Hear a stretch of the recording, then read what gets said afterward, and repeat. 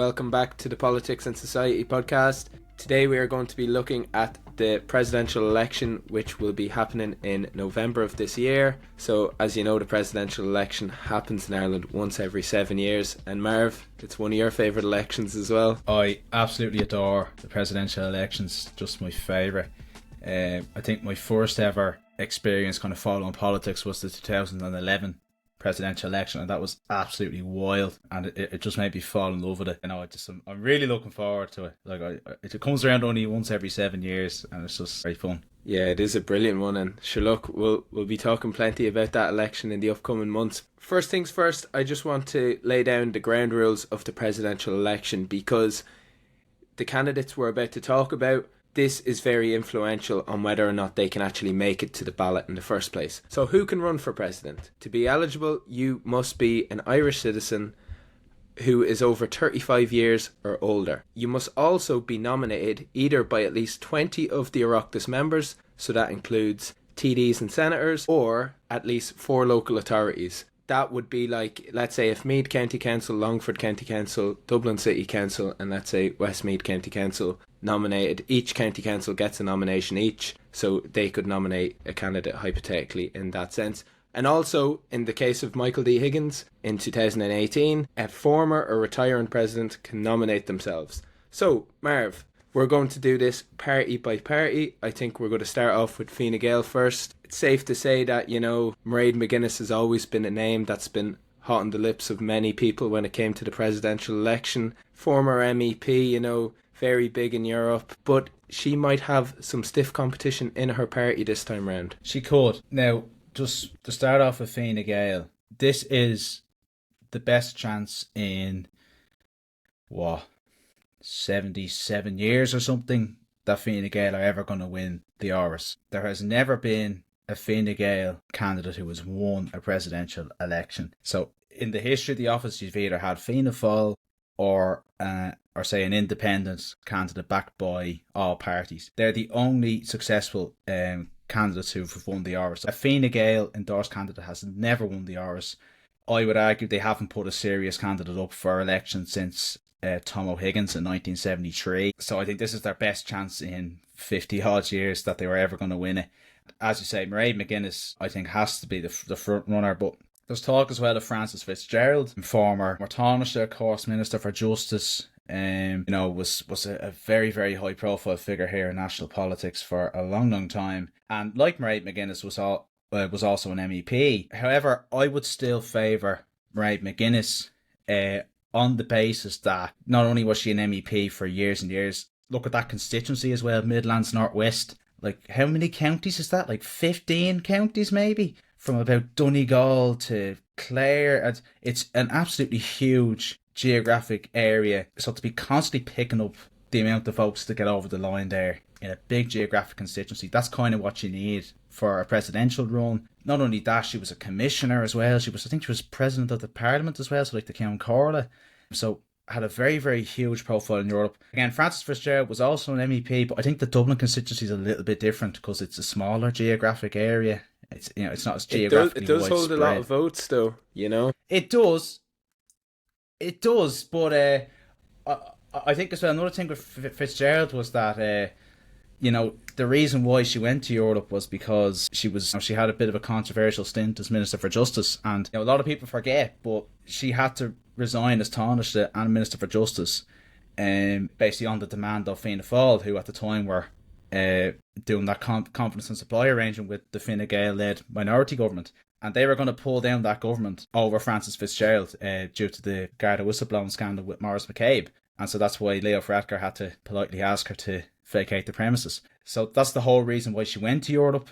So I would say if they were going to put her up, they'll probably dig that sort of thing back out again. So that's what for those reasons, I would still favour Mairead McGuinness. But it's looking really, really, really, really positive for Fine Gael, I would say. Absolutely. Yeah, and it's worth noting as well that, there's also Heather Humphreys as well, former TD.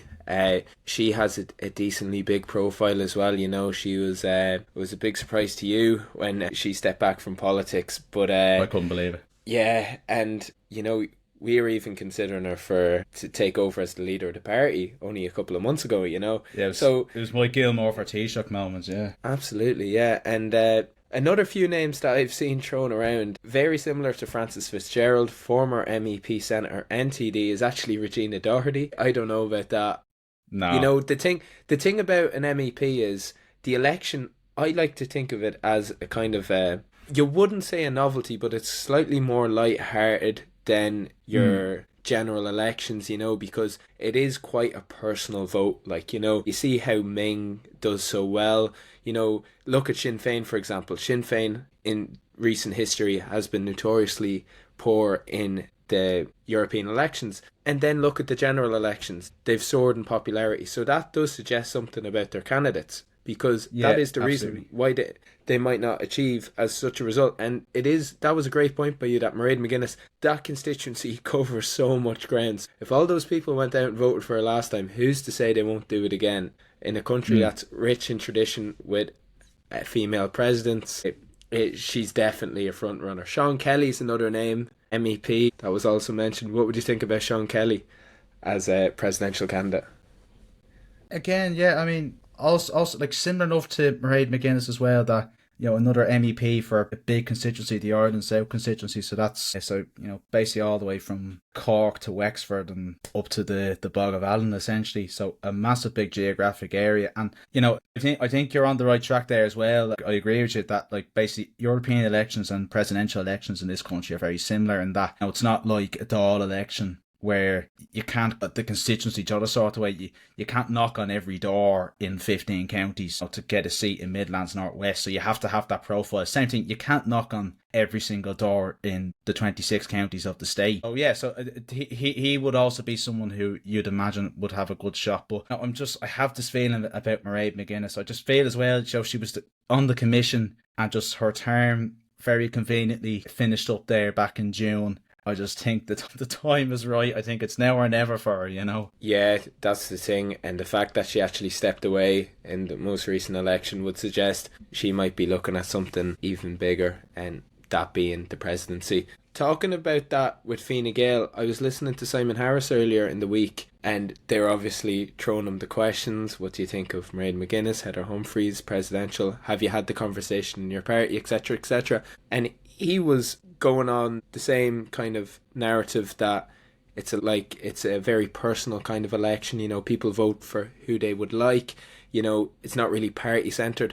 But they were saying, what's the possibility of Fine Gael and Fianna Fáil joining up and backing a candidate? Which Yeah. I don't see it personally, but that's a good feeder into our next section, which will be Fianna Fáil. And of course, we said Mairead McGuinness was a name hot on everyone's lips, but geez, Bertie Ahern, everywhere you look these days, out canvassing in your area in Dublin Bay North, Marv, Yeah. he is everywhere. He's front and centre in politics at the moment. Yeah, he just missed me one day. I'd just gone to work and he knocked on the door, gave a leaflet to my mother. So yeah, no, he is still knocking around. I still see him walking around Drumcondra as well. And, he has, I think since about 2018, he's started to come back into kind of the public discourse, which of course was the 20th anniversary of the Good Friday Agreement. It's beyond dispute that he played a very central role in getting that agreement over the line. And I think it's been said for years and years that Bertie wanted the presidency. I think had all things gone well, he probably would have thrown his hat in the ring. He probably would have been looking at 2018 probably.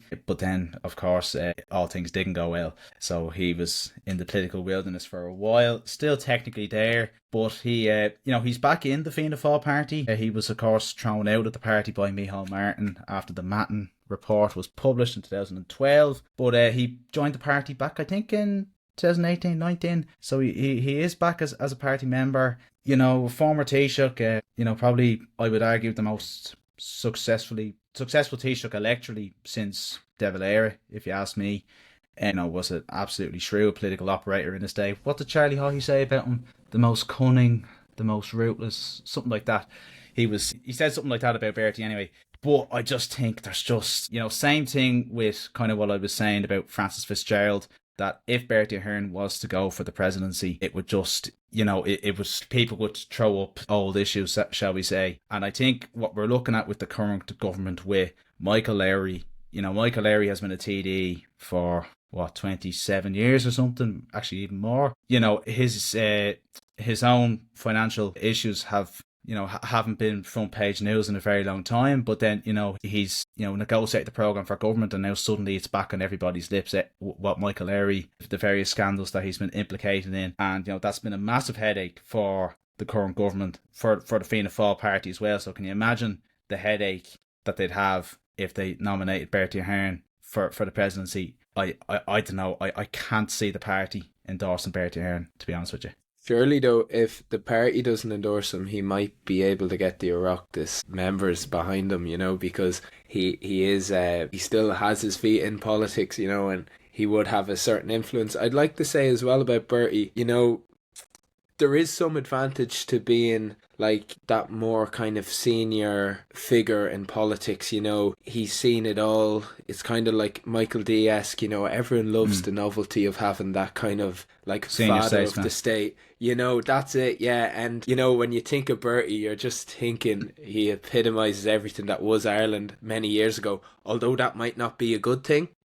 As you're saying, a few things might be brought up here or there, but in the day and age of your Trumps and your Boris Johnsons and everything, a flamboyant character, if he plays that narrative or does something along those lines, who's to say he would lose a presidential election? He knows politics better than anyone. He's been in it a long time, and as you said, electorally he's very strong. Fianna Fáil did exceptionally well in Dublin and urban areas all over the country as well. Electorally they were shown how strong they are. They are still a massive machine. And as well as that, it is worth mentioning Micheál Martin as well, our current Taoiseach, because I think although he is the Taoiseach now, I can't really see it happening, but definitely pre-election you might have said Micheál Martin would definitely be an ideal candidate for Fianna Fáil to run for president. Yeah, 100%. And that's why I was I was burning the ears off you about that as well. I was convinced. Again, I was convinced. Don't listen to me, because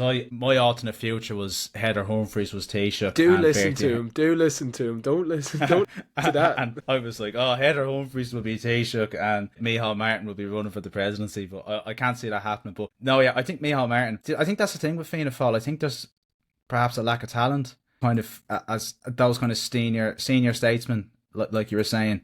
Other than, I think they're basically like Micheál Martin. I think if Micheál Martin was to run for the presidency, I would argue I think he would win, but I don't think he will, because he's just back in the Taoiseach's office. So I think he's going to want a proper go at it. I can't see him leading Fianna Fáil into another general election, but I can definitely see him doing his full stint as Taoiseach. So I can't see him going for the presidency. I can't see them endorsing Bertie Ahern. I think Micheál Martin has spent the past 14 years basically trying to move Fianna Fáil away from the old Bertie Ahern, Warwick Flynn, Ray Burke, that kind of era. So I don't know. I would be absolutely flabbergasted if they endorsed them, and I think the parties as well would operate a tight whip with the 20 Oireachtas members. I couldn't see Fine Gael, Fianna Fáil, Sinn Féin, Soc Dems, whatever. I couldn't see any of them parties allowing a free kind of vote, for want of a better word, to their TDs and senators to endorse whoever they liked. So I think the parties will have a tight whip around this too. Yeah, and I know you said you didn't agree, but I have to say I think it's more likely that Fianna Fáil and Fine Gael will probably put a joint coalition candidate up the more I think about it, and I think it will be a Fine Gael. Yeah, because like other than Micheál Martin, like as you said, that would be a great catalyst to actually get rid of that Bertie era, is by actually putting himself forward. But like like you even see with the kind of the gender issues in the cabinet, they don't really have that senior figure who is a female, because that would be an ideal candidate for Fianna Fáil, to put a senior female candidate up for presidency to compete with, let's say, if you're running a Mairead McGuinness, etc., or Heather Humphreys or Frances Fitzgerald, I don't know Fianna Fáil, but you can't write them off, They still also have the likes of, let's say, if you're looking at MEPs like we did with Fine Gael, they have like Billy Kelleher, there's also a few senators there. I think the more we go into the independents and the celebrity candidates, we might be talking about senators and how they have influence in the Oireachtas. because Yeah. they rely on those votes to get elected. So who's to say they can't get their name on the ballots? But yeah, it like potentially, it's still a good few months away. No candidate has officially put their name on the ballot yet, so we're still kind of waiting to see with that. But with Sinn Féin then, seems to be a tricky one, because I think both of us would agree that an ideal candidate for Sinn Féin would be Mary Lou McDonald. Yeah, and just for the record, Harry actually suggested this to me originally, and I was like, how did I not think of this? This makes perfect sense. With Sinn Féin, I think, just like I said, that Micheál Martin will more than likely not lead Fianna Fáil into the next general election. I would also suggest that Mary Lou McDonald will not lead Sinn Féin into the next general election. I just think she's had 2 goes at it now to enter government, and it just hasn't worked. And I think the party's just going to need a little injection of something different. I just think, just when I think about it, like, it's just such a good opportunity to kind of allow that opportunity to have someone else take the reins of leadership in the Dáil, while also kind of not really snubbing Mary Lou McDonald, and it's that kind of thing about kicking them up to the park. That's what happened to Sean T. O'Kelly. De Valera wants them out of cabinet because he was kind of doing his head in. So he nominated him for the presidency in 1945 and kind of gave him a promotion. So I'd suggest maybe something similar. And also, the thing about Sinn Féin is, I was talking about, say, the lack of talent I suggest in the Fianna Fáil pool at the minute. That's probably multiplied by 10 in Sinn Féin. Like, Sinn Féin's problem is that they're not traditionally strong south of the border, So any of the strong party members that they would have in the Republic are, you think about it, like people like Pearse Doherty. Again, I've said Mary Lou already, Owen O'Brien. Like, they're all, like, none of them is going to want to step out of the Dáil, that. So I could name you one. Go on. That is not in the Dáil anymore, but they could be a very good character. And we talk about this senior statesman, but he does come with a bit of a closet behind him.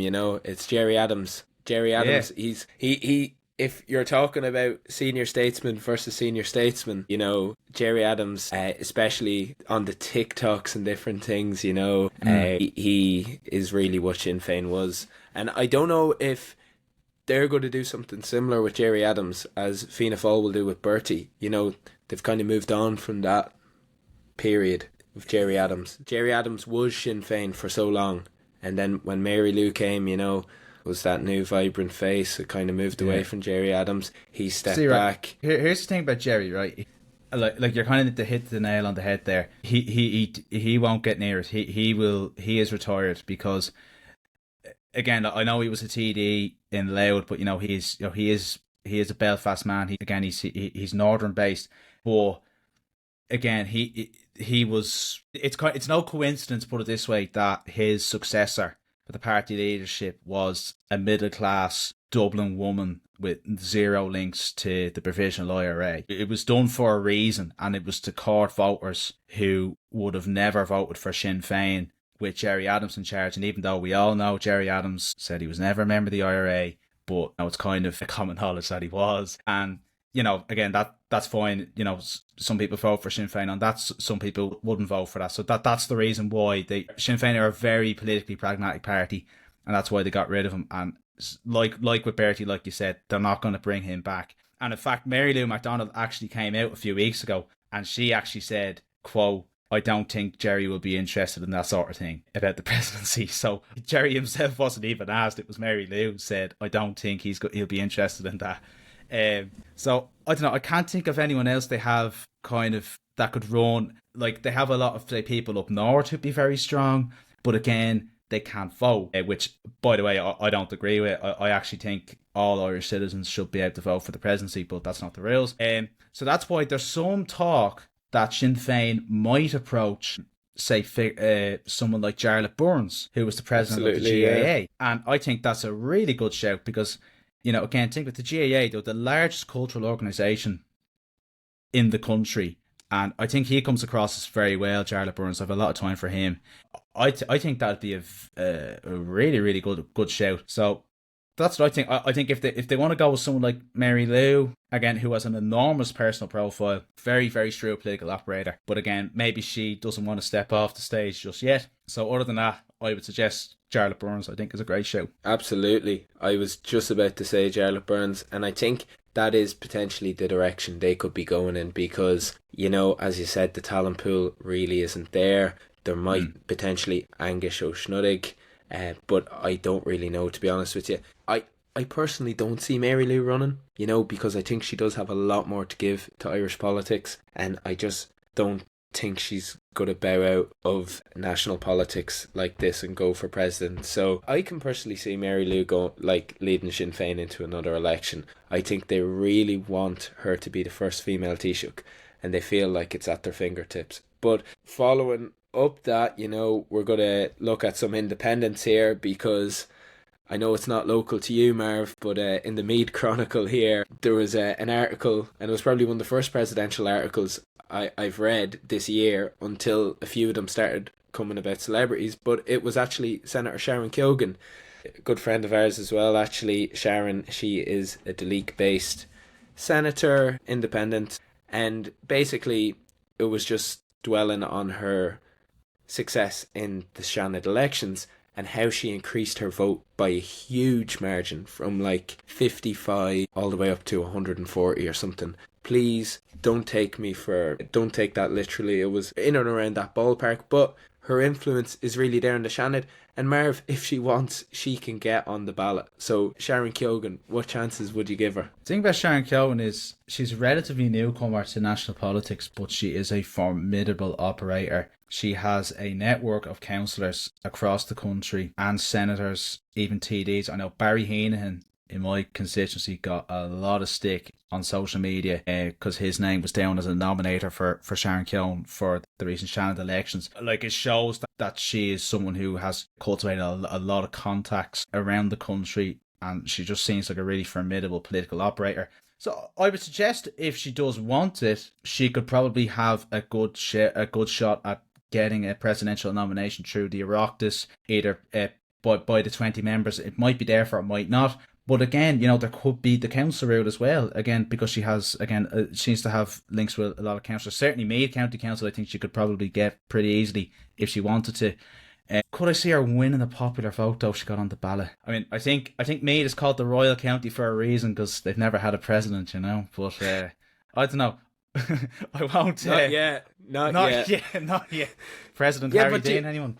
Do you see? I'm not 35 yet. Don't do me like that. But do you see the way with Sharon? I think it's a thing of, you know, if Sharon wants to get on the ballot, you know, as you said, there's absolutely no problem. I think she'd well be able to get on the ballot, and I see it firsthand. You know, Sharon has a big political machine behind her. She's extremely hardworking, and from a personal level, any inquiry I've had on any aspect of politics, you know, whether it be local or something a bit more national, or any information I need, even for the podcast, I've texted Sharon and she's got back to me straight away. So she is a formidable force in Irish politics.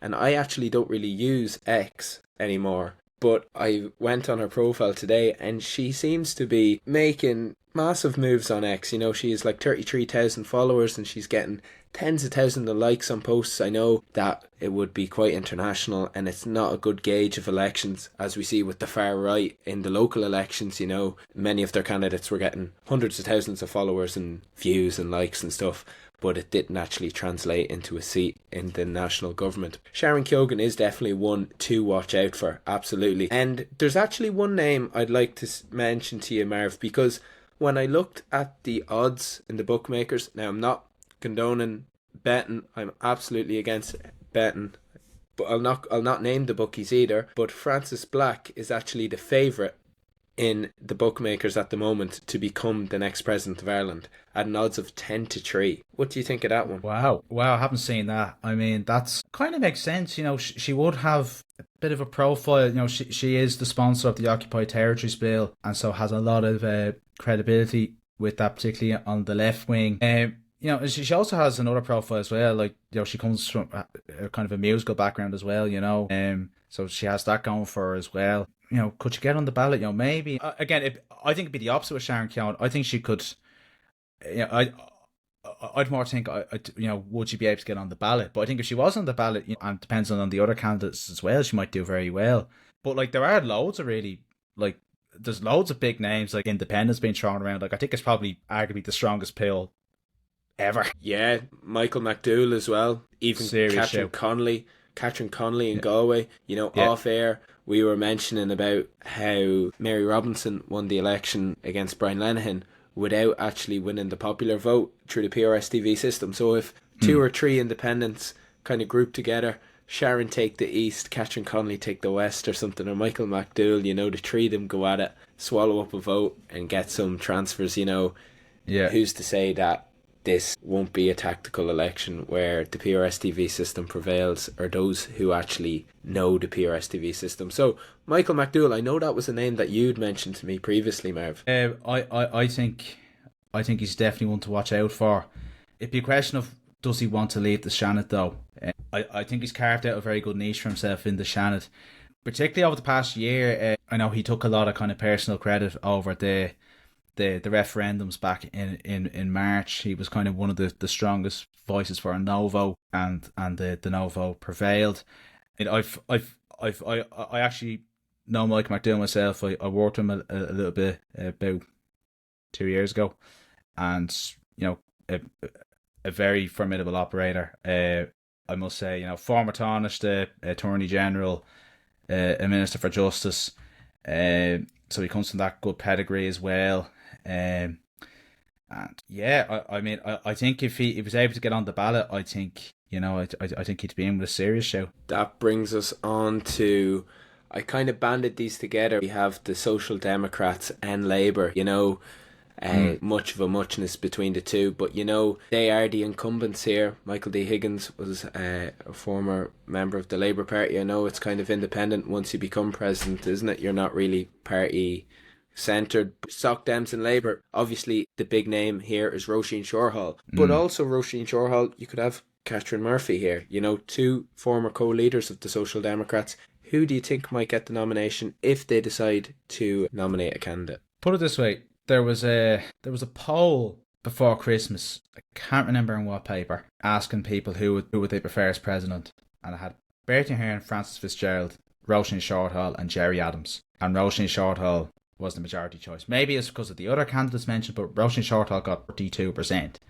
And I do think I think she's been quite quiet since she retired from the Dáil just there. But I do think if she wants to put her name forward, she'll get on the ballot, because I think Soc Dems and Labour, I think they should come together to nominate one candidate. It makes sense. They have the numbers. They don't even need senators. They have the numbers in the Dáil.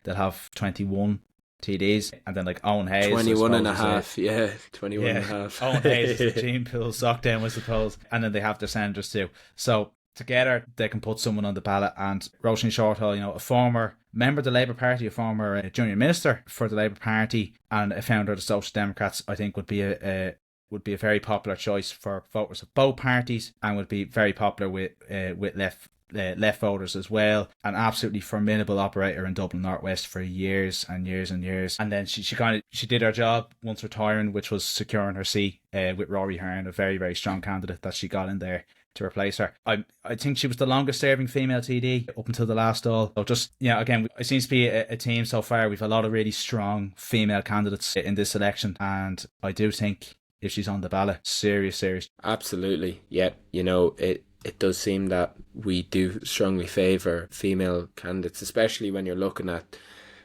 potential suitors for the role in this upcoming election.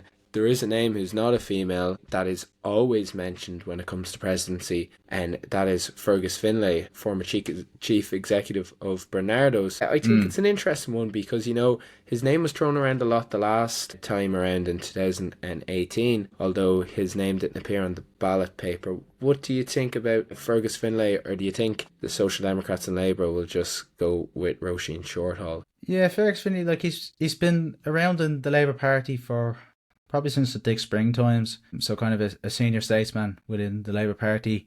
And I think he would be very presidential. I think he would be, kind of would suit the role. But I just think, again, just kind of out of the public eye, a little bit in comparison to Roisin Shorehall, has just retired from the Dáil. and would be, you know, a national figure. I don't really see, if it's between, say, two of them, I don't think there's a competition. I think it has to be Shortall. Yeah, I fully agree with you. I just couldn't go without mentioning the name because as you look at like potential suitors for the role, you look at the odds online, you look at the predictions, his name does always pop up year after year. That brings us on to a more light-hearted kind of section here. You know, we have our celebrity candidates, but you know, it's light-hearted in March. In November, when you're going to cast your vote, it could potentially be a real thing, you know, seeing some of these names. I saw that there was an article mentioning the probability of Joe Brolly running for president, or potentially running for president, as well as Marty Morrissey. But Joe Brolly obviously is far more political. He's very politically outspoken, you know, and you talk about GAA is like the biggest cultural hub in the whole of Ireland, you know, and Joe Brolly is known all over GAA in Ireland. What do you think of Joe Brolly's chances for president? Not a bad show. And shout out to Joe Brolly as well. He has a good podcast with Dion Fanning, fellow podcaster. But not a bad show. I actually didn't even think of Joe Brolly. But again, I think it'd just be kind of like getting onto the ballot again. You know, would he get four councils? Considering that his home area in the country is County Derry. Is it Derry he's from, or it's Tyrone? Someone let me know. But anyway, he's from one of the 6 counties, so his home county wouldn't be able to nominate him. Yeah, I don't know. Would he be able to get in the ballot? That's the thing. I don't know. But if he was on the ballot, you know, probably an outside shout, I suppose. You know, that actually, it just occurred to me there when we're talking about celebrity candidates and you're talking about getting on the ballot. How about Miriam O'Callaghan? You know, her brother's Jim O'Callaghan, you know, potentially Fianna Fáil could back Miriam O'Callaghan. Oh, good God. You know, Fianna Fáil, if you're listening, you know, go. I don't know. Like, her name's been thrown out for years. I don't know. I can't see. It'd be probably a bit of that, like, Grania Shoiga effect back in the general election. I don't know. I just can't really see it, to be honest. I think if she was nominated by Fianna Fáil when her brother is the Minister for Justice for that party, I think that would just be very on the nose. I don't know. I don't know. I don't think so. You're not a fan of it, no. No, that doesn't tickle my fancy there. No, right. The next name I'm going to give you, it's going to be a Navan candidate here, you know, and it's not going to be Pierce Brosnan. It's not going to be Hector. It's not even going to be Francis Dean. But it is actually Tommy Tiernan. You know, a lot of people have been saying Tommy Tiernan for president, especially with the popularity of his podcasts and his TV show as well. You know, he seems to be a formidable force in the public sphere in Ireland. Could you see Tommy Tiernan potentially dropping the comedic act and going into national politics? I mean, considering that the president of Ukraine was a former comedian, Volodymyr Zelensky, you know, maybe there is a path for Tommy Tiernan. Again, you know, it's a show. To be honest, you know, again, has that massive big profile from his stand-up comedy days, and his show was very popular on RTE.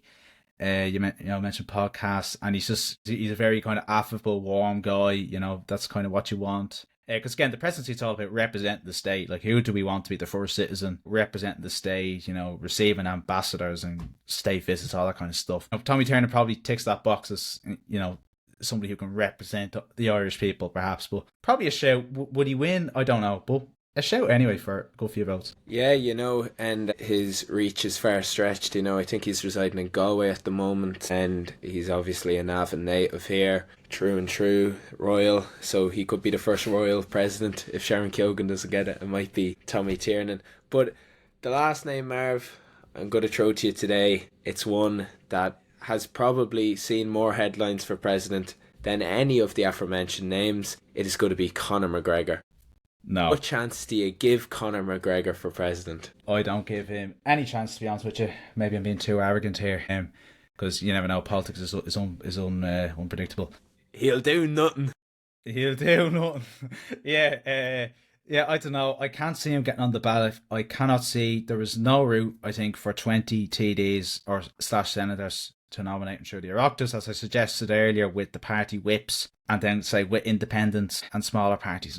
No, I don't see there being enough of an appetite. Then with, say, the council route, you know, I don't see 4 local authorities giving him his backing. You know, the far right, kind of populist right didn't have a good election in June. They made some gains, but it was more like, say, singular councillors. So say you're looking at, say, Gavin Pepper got a C, and say Malachy Stevenson got a C, and Philip Sutcliffe got a C. So they're individual gains. They weren't like taking control of councils. So I don't think there'd be enough of a strength to support a candidate like that, kind of expressing those views. Also, the fact that like his understanding of the presidency is incredibly Americanized, I have to say. He's talking about issuing all these sort of decrees that is just completely unconstitutional. So I don't know. I would seriously doubt that anyone in the councils or in the Dáil or the Seanad would seriously want to nominate somebody who has an absolutely completely baffling understanding of the Constitution in regards to the role of the presidency. And I just think there'll be, as I suggested earlier, I think this will be the most competitive presidential election in the history of the state, with so many candidates who are eligible. That basically the field is going to be too crowded with, I suppose, credible candidates for someone like Conor McGregor to come in. So I don't see that. If anyone is going to potentially have a chance for kind of the more populist right, Peter Casey apparently is talking about it again. I thought he was don't gone see into the it wild this time around. No. Yeah, but there you go. So as I said, there's just all these names. But Conor McGregor, no. I think Linda Martin has a better chance. But it's funny you mentioned Philip Sutcliffe there. You saw how much his campaign was tainted with the McGregor association. He was kicked out of Independent Ireland, and his vote completely shrunk. In the predictions, I actually predicted Philip Sutcliffe to get a seat, and that was before, the McGregor trials and everything. So did I, yeah. In an ideal world for McGregor, pre kind of 2 or 3 years ago, back in his heyday when he was riding off the fame of the UFC title, it might have been a different scenario, but absolutely not now. As you said, I don't see him getting even his name on the ballot, and that was a perfect way of describing his appetite for presidency. It's very Americanized, his whole concept of it. I think I saw a tweet once and it was saying, I'm gonna hold the government accountable, I'm gonna throw an election when I want to, and I won't sign the bills, and I'll do this, that and the other, trying to not understanding the powers that come with the presidency. But no, I definitely see it as a huge novelty, and I don't give McGregor any sort of a chance of even getting on the ballot. So, on that note, I think we've covered most of the potential suitors who may get on the ballot at the moment. This will be an ongoing kind of a debate, and we'll be keeping you updated with any news and information we get on the presidency, and we'll look forward to documenting the rest of the presidential election and anything that's coming up in Irish politics. So from Marv and I, thanks, and see you next time.